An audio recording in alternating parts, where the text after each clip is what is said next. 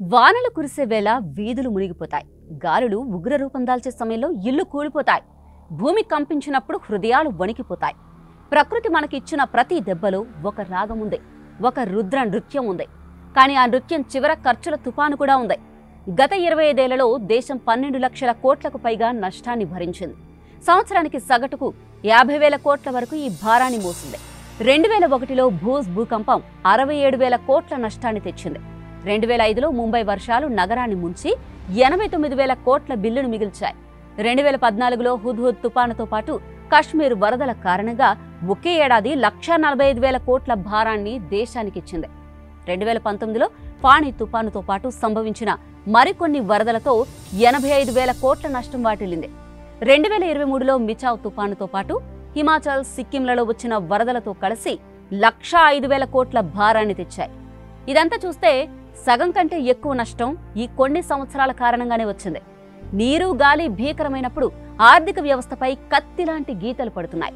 మొత్తంగా చూస్తే వరదలు, తుపానులు ఈ 2 దశాబ్దాలలో దేశానికి అత్యంత పెద్ద శత్రువులుగా మారాయి. నిజానికి మనమే సృష్టించిన మార్గాలు మనల్నే ముంచుతున్నాయి.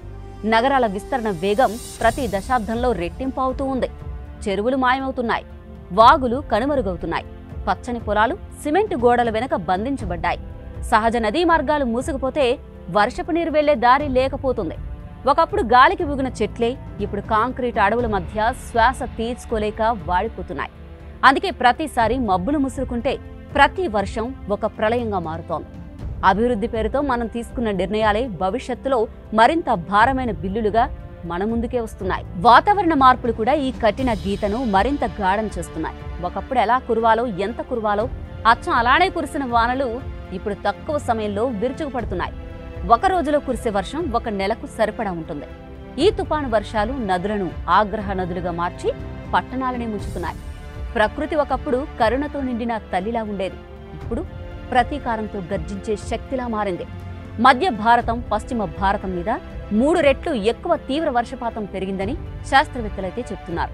ఇది కేవలం సైన్స్ మాట మాత్రమే కాదు, మనం ప్రతి ఏడాది చూస్తున్న వాస్తవం. ఈ ఖర్చులైతే కేవలం రూపాయల్లోనే లెక్క పెట్టే నష్టం కాదు.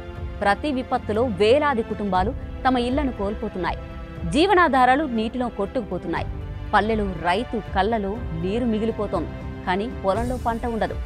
పట్టణంలో బతికే కూలీలు పనులు కోల్పోతున్నారు. పిల్లల కలలు కొట్టుకుపోతాయి. తల్లిదండ్రుల ఆత్మవిశ్వాసం కూలిపోతుంది. ఈ నష్టాన్ని ఎలాంటి లెక్కలు చెప్పలేవు. ఈ గాయాన్ని ఎలాంటి గణాంకాలు నింపలేవు. ఇది మనసుకు మిగిలే ముద్ర. ఇది కాలంతో నయం కాని ఒక గాయం. మొత్తానికి ప్రకృతి విపత్తులు మనకైతే ఒక పాఠాన్ని నేర్పిస్తున్నాయి. అభివృద్ధి అవసరం, కానీ ప్రకృతితో సమన్వయం తప్పనిసరి అని.